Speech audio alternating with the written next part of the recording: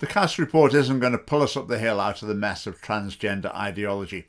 Because in the United Kingdom, we've got an official dogma, and it's enshrined in the 2004 Gender Recognition Act, and it says a man can become a woman and a woman can become a man, as long as they fill in the appropriate forms for the government. And the NHS follows it up by saying we'll provide so-called treatments to help men become women, women become men, surgery, drugs, and these are regarded as effective and necessary treatments. Now the Cass Review's come along and said, okay, fair enough, but maybe not so much for kids. So we're going to end up with, say, a child, let's say a girl, saying, I'm actually a boy. Is she right? Well, the official view of the UK state is probably going to become something like, well, maybe, but you're a bit too young to decide. Whereas the answer should be, no, you're not. You're a girl. It's impossible for you to be a boy. So this girl is going to say, oh, I'm traumatized by being trapped in the wrong body. And she will be aware that there are so-called treatments that are designed to help adults with exactly the same situation. And this girl will start to think, hang on, this is so unfair.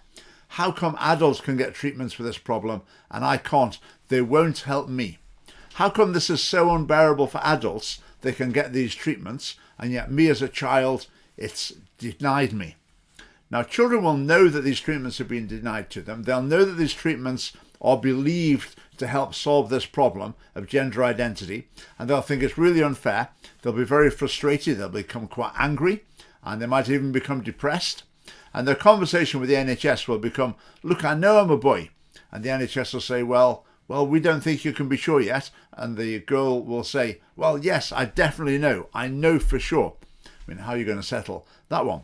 Then the BBC will start reporting on these distressed children who are really so frustrated and angry at the situation they're in. They've been denied the treatments. I mean, these days, tears trump everything. The politicians will be pulled along. Surely it would be cruel to deny these treatments to young people.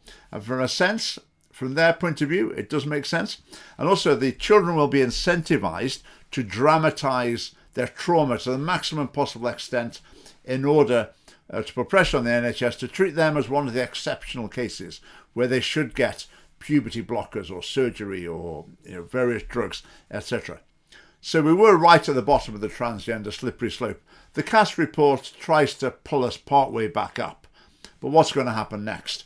Well, I think over time we're just going to slip right down to the bottom again, because there's only one solution to this, and the only solution is to repeal the 2004 Gender Recognition Act, base every policy on the truth that a man can't become a woman can't become a man, a boy can't become a girl can't become a boy.